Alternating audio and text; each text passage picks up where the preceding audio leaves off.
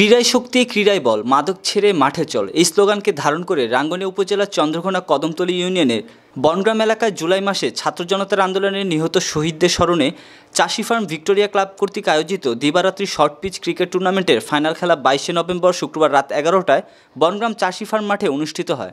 এতে উদ্বোধক হিসেবে উপস্থিত ছিলেন চন্দ্রঘোনা কদমতলী ইউনিয়নের 9 নং ওয়ার্ড বিএনপির সাধারণ সম্পাদক নজরুল ইসলাম বালি। প্রধান অতিথি হিসেবে উপস্থিত ছিলেন রাঙ্গুনিয়া উপজেলা যুবদলের যুগ্ম আহ্বায়ক সাবেক ছাত্রনেতা মুজাফফর চৌধুরী। প্রধান মেহমান হিসেবে উপস্থিত ছিলেন রাঙ্গুনিয়া উপজেলা স্বেচ্ছাসেবক দলের সদস্য সচিব আলীনুর তালুকদার মনি। সভাপতি হিসেবে উপস্থিত ছিলেন বনগ্রাম ওয়ার্ড বিএনপির সভাপতি মাহমুদ হক।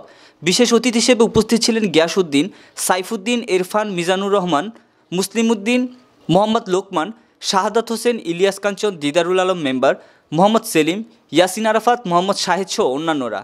ফাইনাল খেলা সরাসরিভাবে প্রতিদ্বন্দ্বিতা করেন চন্দ্রঘোনা গ্রিন চিলি একাদশ বনাম দক্ষিণ রাউজান একাদশ।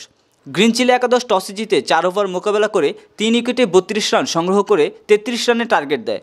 পরে রাউজান একাদশ 3 ওভার মোকাবেলা করে 2 উইকেটে 33 রান করে চ্যাম্পিয়ন হয়। খেলা শেষে পুরস্কার বিতরণ ও চ্যাম্পিয়ন দলের মাঝে চ্যাম্পিয়ন ট্রফি তুলে দেন অনুষ্ঠানের আগত অতিথিরা।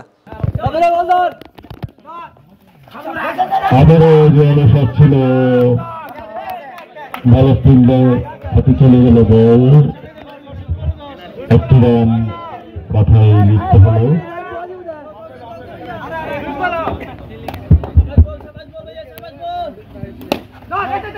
আবারও শট হাঁকালো, আবারও শট রান বের করলো। দুর্দান্ত খেলছে, বলই আসছে না।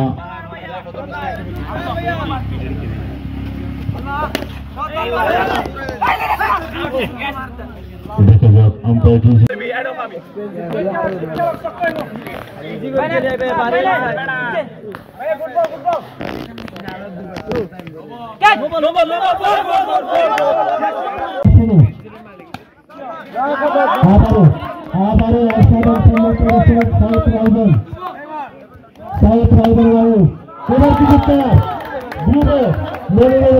অসাধারণ একটা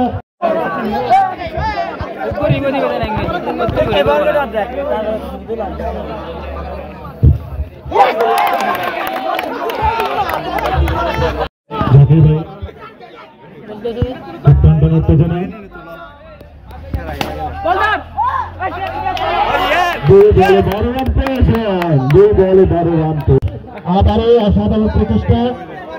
নোবেল এই বলটি ছিল নো, যার ফলে একটি রান যোগ হবে। আবার নোবেল, আবার নোবেল, আবার